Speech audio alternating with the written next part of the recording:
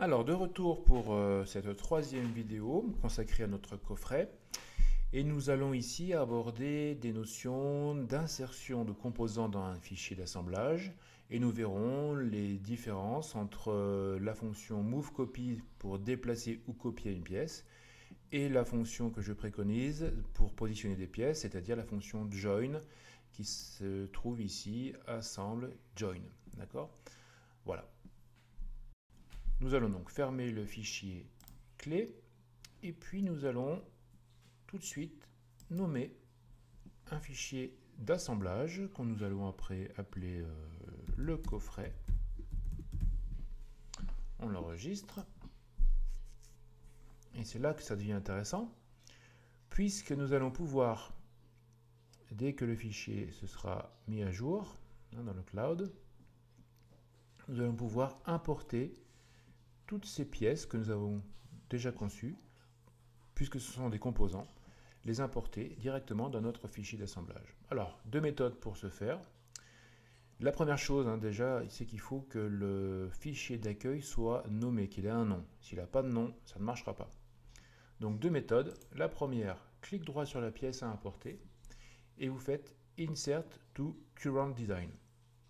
L'autre méthode consiste à prendre le fichier et faire un drag and drop, un glisser-déposer, et le fichier se met en place. Hop, voilà. Donc on a bien notre fichier coffret dans lequel nous trouvons le premier composant importé. D'accord? Vous avez par défaut la fonction d'édition des différents mouvements qui est possible d'utiliser. Mais voilà, je vous montrerai ça juste à l'insertion de la deuxième pièce. On fait OK, sans la bouger. On procède de la même manière, on vient importer la deuxième pièce identique. Et là, qu'est-ce qui se passe, Donc la pièce se met exactement au même endroit, donc on va pouvoir éditer un déplacement transversal parallèlement à l'axe X vers la dimension X+. On peut même lui donner une dimension, la saisir, d'accord? Mais ce que je vais faire, moi, je vais procéder pour vous montrer à différentes phases dans le déplacement de cette pièce pour la positionner correctement. Alors, la première étape que j'ai utilisée était un déplacement transversal. Maintenant, ce que je souhaite faire, c'est faire une rotation de cette pièce. Donc, je vais donc sélectionner mon axe de rotation qui est en fait un axe autour de l'axe Z. D'accord? Et je viens ici amorcer un déplacement en Z, et je peux venir ici saisir la valeur. Voilà, donc mon déplacement en rotation, ma rotation est effective.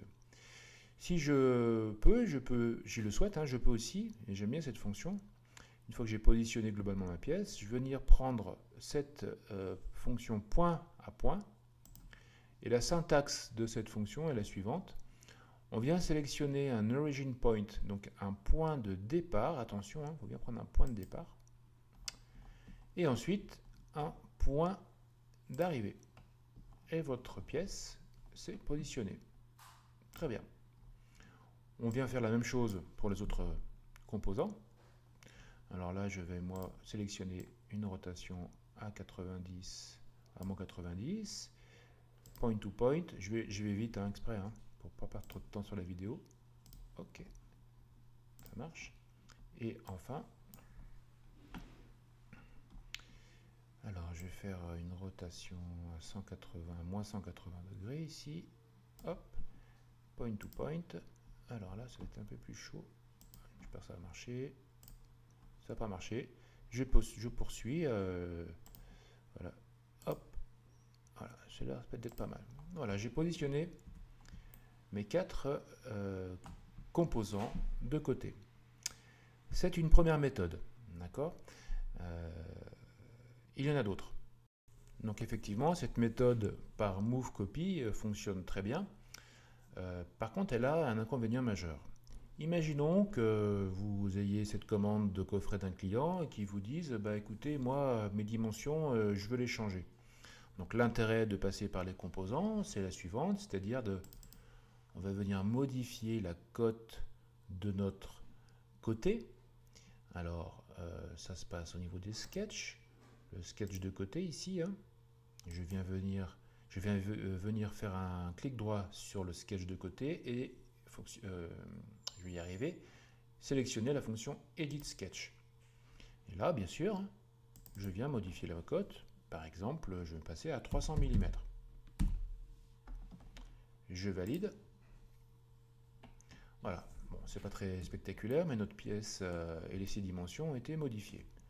Je viens fermer mon fichier. Et là, vous voyez que votre fichier d'assemblage vous demande, ici, par cette icône d'alerte, une mise à jour. Alors, puisque un de ces fichiers a été modifié. Donc, une fois que le fichier est enregistré dans le cloud, on clique sur la mise à jour. En bas, vous avez voilà, une petite barre très rapide qui s'affiche de mise à jour. Donc, mes cotes ont bien été mises à jour, modifiées. Par contre, vous voyez que le positionnement, lui, il est un peu aléatoire. Donc, c'est l'inconvénient de la méthode par MoveCopy. Alors, je vais vous montrer une autre méthode, notamment par la fonction assemblage, assembly, join, qui est à mon avis beaucoup plus pertinente. D'accord ? Bien, donc moi j'ai supprimé mes composants préalables pour vous montrer la nouvelle méthode par la fonction assembly join. Donc c'est tout simple, on importe, comme on a toujours fait, notre composant côté dans notre fichier d'assemblage. Donc il arrive, on le valide, très bien. La première chose à faire dans cette méthode de travail, c'est de venir cliquer droit sur ce composant dans le browser et de sélectionner la fonction ground. Qu'est-ce qui se passe? Absolument rien, si ce n'est que vous avez une petite punaise rouge là qui s'affiche sur le composant. En fait, c'est un moyen de dire à la fonction join qu'on va utiliser juste après que cette pièce sera toujours fixe. Et donc c'est extrêmement important de le mentionner pour que la fonction fonctionne correctement. D'accord ? Voilà. Étape suivante, j'importe mon deuxième côté. Donc il est totalement confondu avec le premier. Donc la première chose à faire, c'est de sélectionner un axe de déplacement et ensuite de le déplacer de manière quelconque. On fait OK. Assembly join. Vous pouvez observer qu'il y a le raccourci clavier J qui est assez pratique. Voilà. Alors, comment fonctionne cette fonction? Vous avez un composant, le premier composant et le composant 2. Il faut savoir que le composant 1 sera toujours le composant qui va bouger, d'accord, par rapport à un composant fixe. Donc, je vous montre comment ça fonctionne. Première étape, on va aller sélectionner imparement une surface. Voilà, il y en a plein qui sont accessibles ici dans le cas de cette pièce. La surface qu'on va vouloir mettre en contact avec l'autre pièce. Donc en l'occurrence, ça va être la coupe d'onglet ici. Petit conseil, cliquez sur le bouton vous restez appuyé avec votre index ou votre pouce sur le bouton CTRL, de manière à verrouiller cette surface. Pour ne pas vous tromper, si j'arrête d'appuyer sur CTRL, vous voyez, je peux commuter mes surfaces. Donc, je reste sur ma coupe d'onglet, CTRL, appuyé. Vous avez pas mal de points clés, des points d'ancrage que vous propose le logiciel. Nous, on va se focaliser sur le point central de la face. D'accord ? On l'active. Okay, la pièce se met en espèce de surbrillance. On vient sélectionner maintenant la deuxième partie de la fonction au niveau du composant 2. C'est la même logique. On vient mettre en surbrillance la coupe d'onglet d'accueil. Bouton CTRL, on verrouille et on vient sélectionner le point central de la fonction. Ici, vous avez pu observer que votre pièce a bougé avec un petit tremblement, c'est tout à fait normal. Et voilà, donc notre fonction se passe correctement. On a obtenu ce qu'on voulait faire.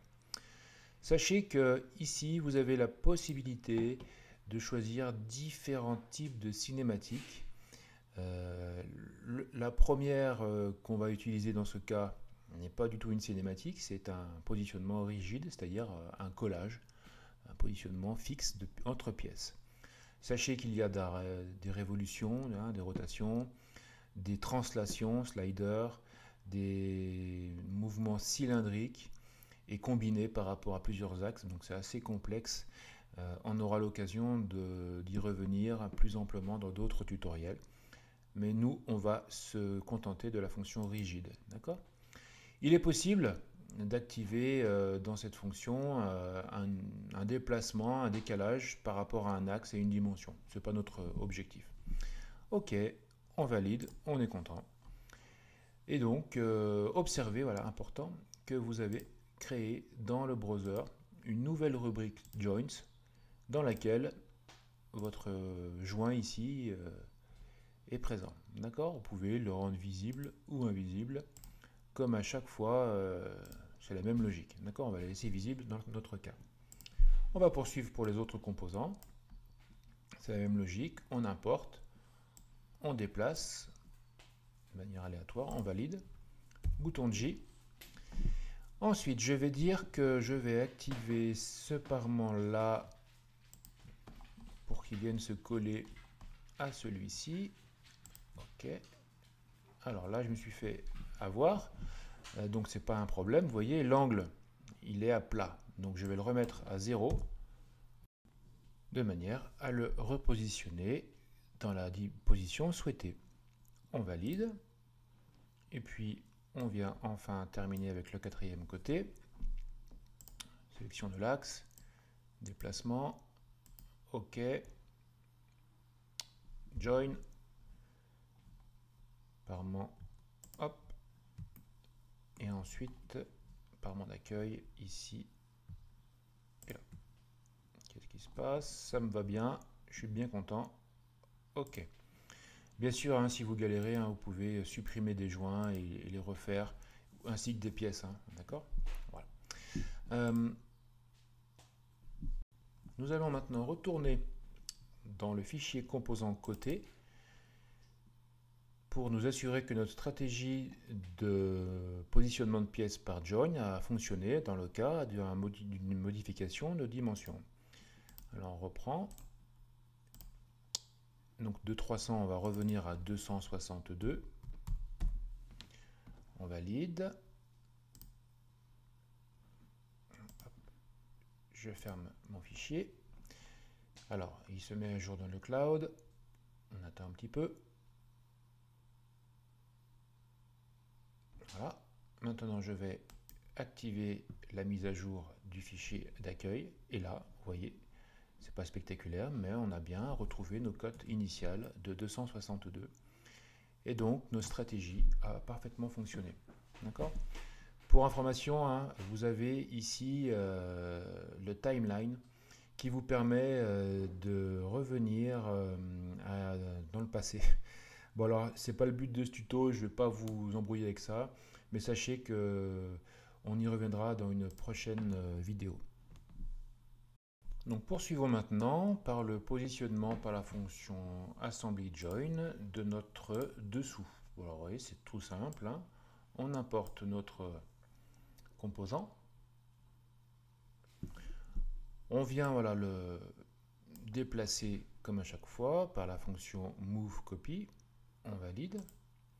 On appuie sur le bouton J. Le composant qui va donc bouger, ça va être celui-ci, donc le dessous. Alors on va sélectionner notre face intérieure, bouton contrôle, et on vient donc prendre un point, le point haut supérieur, le point haut gauche de votre pièce, et on vient donc appliquer ce point. On a une surface d'accueil, et donc on prend ce champ intérieur là et on vient appliquer ce point là.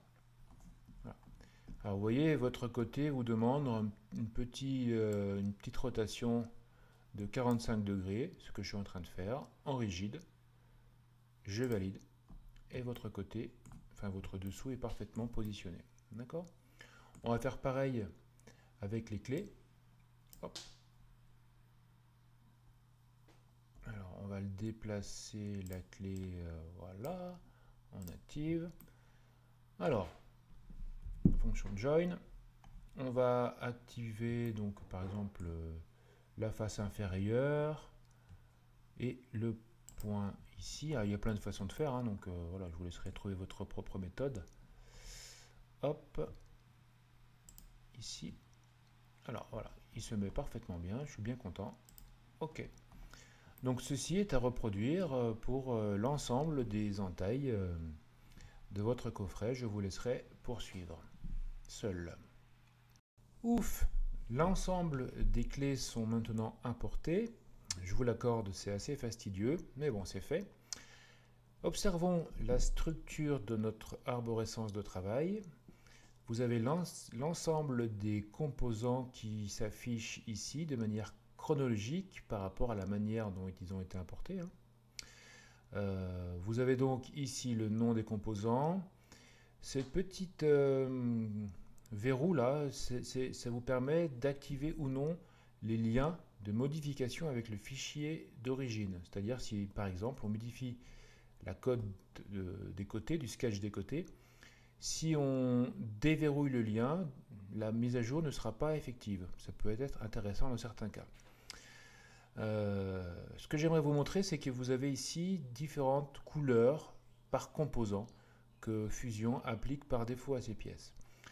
Vous pouvez, avec l'action sur la fonction Inspect Component Color Cycling Toggle, ici, Shift N raccourci, voilà, si vous activez cette fonction, vous avez l'affichage des couleurs proposées par Fusion pour les composants. Ce qui peut être un moyen assez visuel de vous aider à vous y retrouver. Pour désactiver la fonction, Inspect, et on clique sur la même ligne. D'accord? Moi j'aime bien l'activer, c'est assez visuel et ça permet d'aider un petit peu à la compréhension. Enfin, pour terminer cette vidéo, j'aimerais clôturer par vous proposer une méthode pour réaliser le dessus. Donc je ferme l'assemblage coffret. Une méthode que j'aime bien faire, c'est d'ouvrir le fichier dessous. D'accord, on va conserver la géométrie de la pièce, puisque le dessus est la même chose, avec une modification en plus. Vous allez faire fichier save as. Donc on va changer le nom, on va l'appeler dessus pour ce coup. On valide. Donc le dessus, comme il a un nom différent, voilà, s'affiche sans problème. Je vous invite également à faire un clic droit, pardon, un clic lent sur le nom du composant et de le nommer dessus. Voilà, parfait. Donc là, on a gagné un petit peu de temps à la création. Dans le projet actuel, ce qu'il vous est demandé, c'est d'avoir une approche créative par usinage à la commande numérique sur le dessus. Donc moi, je vais vous montrer une solution pour activer la pédagogie, hein, pour niveau pédagogique. Mais vous, voilà, vous avez toute possibilité de création par fraisage créatif. Donc moi, ce que je vais vous montrer, c'est comment utiliser la fonction sweep. Vous allez voir, je vous le montre tout de suite. Allons-y pour une proposition créative simple que je vous propose. Donc premièrement, on va créer un sketch sur le parement du dessus. Moi, je vais créer une spline toute simple. Voilà, je vais faire une espèce de S. OK. Je valide. Je viens maintenant créer un nouveau sketch sur le champ qui sera associé au point de départ de ma spline qui sera en fait un parcours d'outils CN. Donc j'active voilà, ce sketch. Vous avez ici donc le point d'ancrage qui s'affiche.